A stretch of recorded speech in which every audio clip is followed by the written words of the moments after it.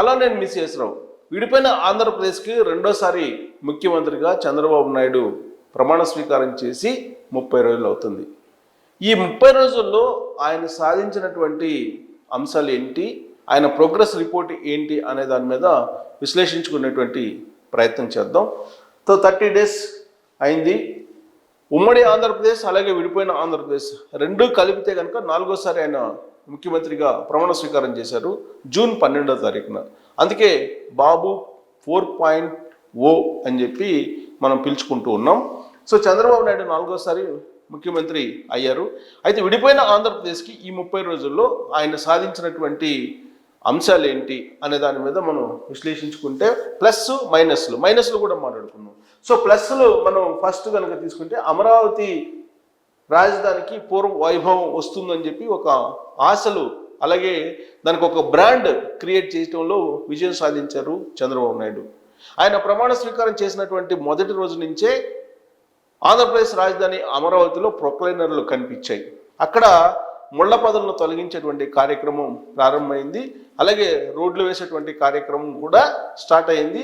మొత్తం మీద అమరావతి ప్రాజెక్ట్ అనే దానికి మళ్ళా పూర్వవైభవం తీసుకురావడంలో, ఆశలు కల్పించడంలో కానీ, హోప్స్ క్రియేట్ చేయడంలో కానీ చంద్రబాబు నాయుడు సక్సెస్ అయ్యారని చెప్పి మనం చెప్పొచ్చు. దాన్ని మొదటి ప్లస్ పాయింట్గా తీసుకోవచ్చు. ఇక అమరావతిలో కేంద్ర సంస్థలు కార్యాలయాల నిర్మాణానికి చర్యలు. వాస్తవంగా చంద్రబాబు నాయుడు 2014 నుంచి 2019 వరకు అధికారంలో ఉన్నప్పుడు కేంద్ర సంస్థలు అనేకం ఆంధ్రప్రదేశ్కి రావడానికి సిద్ధమయ్యాయి. అప్పటికి కొన్ని వచ్చాయి, ఇంకా రావాల్సినవి చాలా ఉన్నాయి. అవి రావాలంటే కనుక భూముల కేటాయింపు జరగాలి. కానీ జగన్మోహన్ రెడ్డి 2019 నుంచి 2024 ఎన్నికల ముందు వరకు ఉన్నారు. ఆయన ఆ భూముల కేటాయింపు విషయంలో అలక్ష్యం వహించారు. ఇప్పుడు చంద్రబాబు నాయుడు 4వ సారి సీఎంగా ప్రమాణ స్వీకారం చేసిన తర్వాత రావాల్సినటువంటి కేంద్ర సంస్థలకు అవసరమైనటువంటి మౌలిక వనరులను కల్పిస్తున్నారు. అందుకే ఇప్పుడు కేంద్ర సంస్థలు చాలా వేగంగా అమరావతి వైపు వస్తూ ఉన్నాయి, ఆంధ్రప్రదేశ్ వైపు వస్తూ ఉన్నాయని చెప్పి చెప్పచ్చు. ఆ నిర్మాణాలకి పెండింగ్లో ఉన్నటువంటి కేంద్ర సంస్థల నిర్మాణాలను కూడా ఆయన చేపట్టారు. సో ఇది ఒక ప్లస్ పాయింట్ కింద చెప్పుకోవచ్చు. ఇక కేంద్ర నిధులతో అమరావతి ఔటర్ రింగ్ రోడ్ నిర్మాణానికి ఆమోదం. సో అమరావతికి సంబంధించినటువంటి టోటల్ స్ట్రక్చరే డిస్టర్బ్ అయింది 2019 నుంచి 2024 ఎన్నికల ముందు వరకు కూడా. దాన్ని మళ్ళీ రీస్ట్రక్చర్ చేయడానికి చంద్రబాబు నాయుడు ప్రయత్నం చేశారు. తొలి ప్రయత్నంలోనే ఆయన సక్సెస్ అయ్యారు. నరేంద్ర మోడీ దగ్గరికి వెళ్ళి కేంద్ర ప్రభుత్వం దగ్గర నుంచి రింగ్ రోడ్డుకి నిధులను రాబట్టగలిగారు. ఔటర్ రింగ్ రోడ్డు నిర్మాణానికి ఆమోదం చేయించగలిగారు. దానికి సంబంధించిన నిధులను రాబట్టడంలో కూడా సక్సెస్ అయ్యారు. అది మరొక ప్లస్ పాయింట్ కింద చెప్పుకోవచ్చు. ఇక అమరావతి రైల్వే ప్రాజెక్టులకు కేంద్రం గ్రీన్ సిగ్నల్ ఇచ్చేసింది. వాస్తవంగా అమరావతి ప్రాజెక్టు అనేది లేదు అనేటువంటి అభిప్రాయాన్ని జగన్మోహన్ రెడ్డి క్రియేట్ చేశారు. దాంతో బైఫర్కేషన్ చట్టంలో పొందుపరిచినటువంటి అంశాలు కూడా మొత్తం ఆగిపోయాయి. రైల్వే ప్రాజెక్టులు అమరావతికి రావాల్సిన బట్టి ఉన్నాయి చాలా, అవి కూడా ఆగిపోయాయి. కానీ ఇప్పుడు చంద్రబాబు నాయుడు మళ్ళీ అధికారంలో రావడంతో రైల్వే ప్రాజెక్టులన్నీ కూడా ఇప్పుడు రావడం జరిగింది ఆంధ్రప్రదేశ్కి. దానికి ఇవ్వడానికి కూడా గ్రీన్ సిగ్నల్ లభించింది. ఇక అనంతపురం మేదరమెట్ల రహదారి అమరావతి వరకు పొడిగించారు. సో అనంతపురం నుంచి మేదరమెట్ల వరకు రహదారి ఉంది, దాన్ని అమరావతి వరకు పొడిగించారు. ఇంతకుముందు మాస్టర్ ప్లాన్లో ఏదైతే పొందుపరిచారో చంద్రబాబు నాయుడు ఉన్నప్పుడు అదే మాస్టర్ ప్లాన్ ఇప్పుడు మళ్ళా వస్తూ ఉంది. రాష్ట్రానికి బీపీసీఎల్ రిఫైనరీ, ఇది అత్యద్భుతమైనటువంటి ప్లస్ పాయింట్గా చెప్పుకోవచ్చు. బీపీసీఎల్ రిఫైనరీ వస్తూ ఉంది అని అంటే కొన్ని వేల మందికి ఉపాధి వస్తుంది అనేటువంటి సంకేతం ప్రజల్లోకి వెళ్ళిపోయింది. బీపీసీఎల్ యాజమాన్యంతో ఆయన భేటీ అయ్యారు. బీపీసీఎల్ మచిలీపట్నంలో రాబోతూ ఉంది, శ్రీకాకుళంలో కూడా పరిశీలించమన్నారు. కానీ మచిలీపట్నంకే బీపీసీఎల్ వచ్చేటువంటి అవకాశం ఉంది, బీపీసీఎల్ రిఫైనరీ. అంతేకాదు బీపీసీఎల్ రిఫైనరీతో పాటు పెట్రోకెమికల్ కాంప్లెక్స్ని కూడా అక్కడ నిర్మించబోతున్నారు. దాంతో కొన్ని వేల మందికి ఉపాధి రాబోతుంది.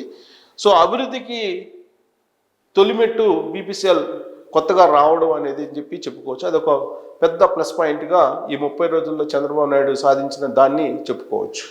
ఇక పోలవరం ప్రాజెక్టును గాడిలో పెట్టేటువంటి ప్రయత్నాలు చేస్తున్నారు. ఇప్పటికే శ్వేతపత్రం విడుదల చేశారు చంద్రబాబు నాయుడు. అక్కడ కాపర్ డ్యామ్ పరిస్థితి ఏంది, పోలవరం నిర్మాణం ఎంతవరకు జరిగింది, ఎంతవరకు జగన్మోహన్ రెడ్డి ఖర్చు పెట్టారు, రాబోయేటువంటి రోజుల్లో పోలవరం ప్రాజెక్ట్ని ఎంత వేగంగా తీసుకెళ్లగలము అనే దాని మీద ఒక అవగాహనకి చంద్రబాబు నాయుడు వచ్చారు. రాష్ట్ర ప్రజలకు కూడా వాస్తవాలు తెలియజేసి పోలవరం ప్రాజెక్ట్ని త్వరితగతిన పూర్తి చేయడానికి సన్నాహాలు చేస్తూ ఉన్నారు. దానికి సంబంధించి కేంద్రం నుంచి అవసరమైనటువంటి ఆర్ఎన్ఆర్ ప్యాకేజీని తీసుకొచ్చుకునే దానికి కూడా ప్రయత్నం చేస్తున్నారు. అదొక ప్లస్ పాయింట్. ఇంకా భోగాపురం విమానాశ్రయం నిర్మాణం పైన ఫోకస్ పెట్టారు. వాస్తవంగా భోగాపురం విమానాశ్రయం అనేది అంతర్జాతీయంగా కూడా అక్కడ వినూత్నంగా నిర్మించాలనుకున్నారు భోగాపురం ఎయిర్పోర్ట్ని. అయితే దాన్ని కుదించాడు జగన్మోహన్ రెడ్డి. కానీ పూర్వంలాగా ఇప్పుడు భోగాపురం ఎయిర్పోర్ట్ని నిర్మించడానికి చంద్రబాబు నాయుడు ఫోకస్ చేశారు. అది ఇంకొక ప్లస్ పాయింట్గా మనం తీసుకోవచ్చు. ఇక విశాఖలో 2 లక్షల కోట్ల పెట్టుబడితో ONGC green hydrogen project. So green hydrogen project రాబోతుంది. 2 లక్షల కోట్ల పెట్టుబడి రాబోతుంది. ఓఎన్జీసీ అక్కడ పెట్టబోతుంది. ఓఎన్జీసీ గ్రీన్ హైడ్రోజన్ ప్రాజెక్ట్ని నెలకొల్పబోతుంది. దాంతో కొన్ని వేల మందికి ఉపాధి లభించబోతుంది. ఇదొక ప్లస్ పాయింట్. ఇక రాయలసీమలో ఎలక్ట్రిక్ వాహనాల తయారీ కంపెనీ రాబోతుంది. అక్కడికి ఆల్రెడీ నెదర్లాండ్కి సంబంధించినటువంటి కంపెనీ ప్రతినిధులు చంద్రబాబు నాయుడుతో భేటీ అయ్యారు. రాయలసీమ ప్రాంతంలో ఆయన సూచించారు వాళ్ళకి అక్కడ కంపెనీని పెట్టమని, పెట్టుబడులు అక్కడ పెట్టమని. దానికి ఆ కంపెనీ యాజమాన్యం కూడా గ్రీన్ సిగ్నల్ ఇచ్చినట్టు కూడా తెలుస్తుంది. సో ఇప్పటికే కియా తోటి అక్కడ రాయలసీమ ఉపాధి అవకాశాలు పెరిగాయి. ఇప్పుడు ఎలక్ట్రిక్ వాహనాల తయారీ కంపెనీ కూడా మరొకటి రాయలసీమకు రాబోతుంది. ఇది మరొక ప్లస్ పాయింట్ కింద చెప్పుకోవచ్చు చంద్రబాబు నాయుడు 30 రోజుల పరిపాలనలో. ఇక ఒకేసారి 7,000 పెన్షన్లు అందించడంలో చాలా సంతోషంగా ఉన్నారు సామాజిక పెన్షన్లు అందుకున్నటువంటి వాళ్ళు.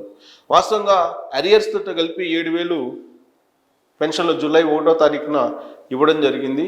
ఇది చంద్రబాబు నాయుడు ఎన్నికల సందర్భంగా ఇచ్చినటువంటి హామీ. ఆ హామీని ఫుల్ఫిల్ చేయలేరు అనేటువంటి అభిప్రాయం వైఎస్ఆర్ కాంగ్రెస్ పార్టీ ప్రజల్లో చాలా బలంగా తీసుకెళ్ళింది. కానీ అది అబద్ధం అని చెప్పి నిరూపిస్తూ 7,000 రూపాయల పెన్షన్ నేరుగా సామాజిక పెన్షన్ల లబ్ధిదారులకు అందజేయడంలో చంద్రబాబు నాయుడు సక్సెస్ అయ్యారని చెప్పి చెప్పుకోవచ్చు. అది ఆయన పరిపాలనలో తొలి ప్లస్ పాయింట్గా మనం భావించడానికి అవకాశం ఉంది.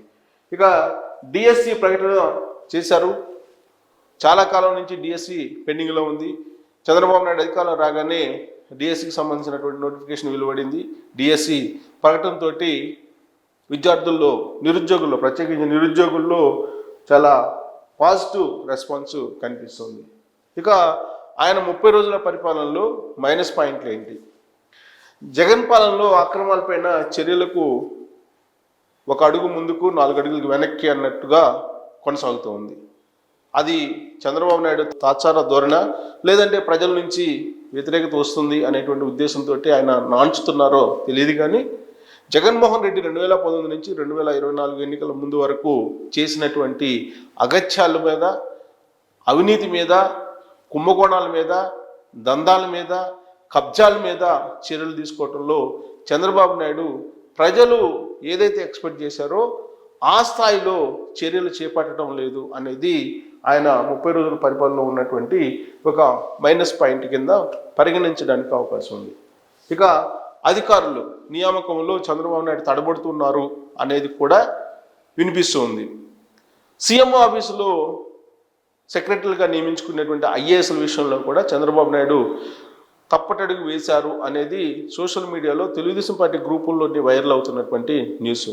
అంతేకాదు మిగిలినటువంటి విభాగాల్లో కూడా జగన్మోహన్ రెడ్డి తోటి అంటకాగినటువంటి వీర విధేయులు మాత్రం ఇప్పటికీ కూడా కొనసాగుతున్నారు. అయినప్పటికీ చంద్రబాబు నాయుడు ఎలాంటి చర్యలు తీసుకోలేకపోతున్నారు అనేది మరొక మైనస్ పాయింట్గా కూడా ఉంది. అంతేకాదు ఎంఆర్ఓలు కానీ, ఎస్ఐలు కానీ, ఆర్డీఓలు కానీ, డిఎస్పీలు కానీ వీళ్ళందరినీ 3 నెలల పాటు మార్చడానికి లేదు, 3 నెలల పాటు వాళ్లే ఉంటారని చెప్పి చంద్రబాబు నాయుడు మౌఖిక ఆదేశాలు జారీ చేశారు.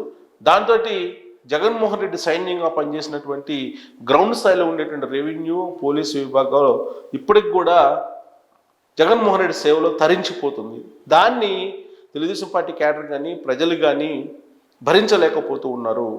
దాన్ని ఇప్పటి వరకు కూడా చంద్రబాబు నాయుడు సార్ట్అవుట్ చేయలేకపోయారు. అదొక మైనస్ పాయింట్ కింద తీసుకోవచ్చు. ఇక సీఎంఓ నుంచి మంత్రుల పేషీ వరకు జగన్ వీర విధేయులకి అవకాశం ఇస్తున్నారు అనేది కూడా ఇప్పుడు ఒక మైనస్ పాయింట్గా కనిపిస్తుంది చంద్రబాబు నాయుడు 30 రోజుల పరిపాలనలో. ఎన్ని చర్యలు తీసుకున్నప్పటికీ కూడా పవర్ బ్రోకర్స్గా ఉన్నటువంటి వాళ్ళు జగన్మోహన్ రెడ్డి వీర విధేయులు మంత్రుల ఛాంబర్లోకి జొరబడుతున్నారు, పిఎల్ రూపంలోనో, ఓఎస్డి రూపంలోనో, లేదా పిఎస్ రూపంలోనో అని చెప్పి ఒక అభిప్రాయం సచివాలయంలో ఉంది. సచివాలయ వర్గాల్లో ఇదే చర్చ జరుగుతుంది. ఆ విషయంలో చంద్రబాబు నాయుడు ఫెయిల్ అయ్యారు అనేది అదొక మైనస్ పాయింట్ కింద చెప్తూ ఉన్నారు. వాళ్ళు అరికట్టలేకపోతున్నారు అనేది చంద్రబాబు నాయుడు మీద ఉన్నటువంటి ఒక మైనస్ పాయింట్. ఇక కొన్ని ప్రాంతాల్లో నాయకులు కార్యకర్తలు అత్యుత్సాహం, కొన్ని ప్రాంతాల్లో మాత్రమే నాయకులు అలాగే కార్యకర్తలు అత్యుత్సాహం ప్రదర్శిస్తున్నారు, వాళ్ళని కట్టడి చేయలేకపోతున్నారు అనేది కూడా ఒక మైనస్ పాయింట్ ఉంది. ఇక తిరువురులో వైసీపీ నాయకుడి భవనం కూల్చివేత విషయంలో అక్కడి ఎమ్మెల్యే కొలికిపూడి శ్రీనివాస్ వ్యవహరించినటువంటి తీరు కొంత పబ్లిక్లోకి నెగటివ్ యాంగిల్లో వెళ్ళిపోయింది. దాన్ని సరిచేసేటువంటి ప్రయత్నం చేయడంలో చంద్రబాబు నాయుడు కొంత వెనకబడ్డారు అనేది ఒక మైనస్ పాయింట్. సో కొన్ని చోట్ల వైసీపీ నాయకులు పైన దాడులు జరుగుతున్నాయి, కొన్ని చోట్ల అయితే స్వల్ప దాడులే అవి. కానీ తెలుగుదేశం పార్టీ వాళ్ళ మీద ఎక్కువగా దాడులు జరిగాయి. 9 మంది తెలుగుదేశం పార్టీ క్యాడర్ని హత్య చేశారు వైఎస్ఆర్ కాంగ్రెస్ పార్టీకి సంబంధించినటువంటి లీడర్లు. అయినప్పటికీ కూడా చంద్రబాబు నాయుడు ఎలాంటి చర్యలు తీసుకోలేదు. అసలు రాష్ట్రంలో వైఎస్ఆర్ కాంగ్రెస్ పార్టీ ప్రభుత్వం ఉందా, చంద్రబాబు నాయుడు ప్రభుత్వం ఉందా అనేటువంటి సందేహం వచ్చేలాగా ఇప్పుడు జరుగుతున్నటువంటి సంఘటనలు క్షేత్రస్థాయిలో కనిపిస్తూ ఉన్నాయి. సో ఆ విషయంలో చంద్రబాబు నాయుడు వైఎస్ఆర్ కాంగ్రెస్ పార్టీ అరాచకాలను పూర్తి స్థాయిలో కట్టడి చేయలేకపోయారు అనేది మరొక మైనస్ పాయింట్ ఉంది. ఇక నామినేటెడ్ పోస్టుల భర్తీపైన నాన్సుడ్ ధోరణి.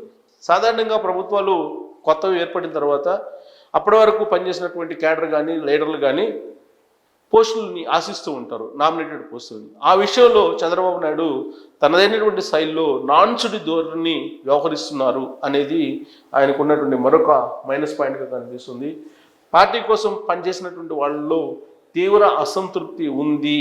ఆ అసంతృప్తిని గమనించలేకపోయారు చంద్రబాబు నాయుడు అనేది ఇంకొక మైనస్ పాయింట్. సో టోటల్గా చంద్రబాబు నాయుడు 30 రోజుల పరిపాలన కనుక మనం క్లుప్తంగా సంక్షిప్తంగా తీసుకుంటే కనుక పార్టీ పరంగా ఆయనకి కొన్ని మైనస్ పాయింట్లు అయితే ఉన్నాయి. పార్టీ క్యాడర్ను ఆదుకోవడంలో కానీ లీడర్లను సంతృప్తి పరచడంలో కానీ మైనస్ పాయింట్లు ఉన్నాయి. పరిపాలన విషయంలో కానీ లేదంటే రాష్ట్ర అభివృద్ధి విషయంలో కానీ ఆయన 100% సక్సెస్ అయ్యారు 30 రోజుల్లో అని చెప్పి మనం కంక్లూడ్కి రావచ్చు. సో ఈ 30 రోజుల పరిపాలన మీద మీ అభిప్రాయాన్ని కూడా ట్రోల్స్ రూపంలో తెలియజేయచ్చు. Thank you very much.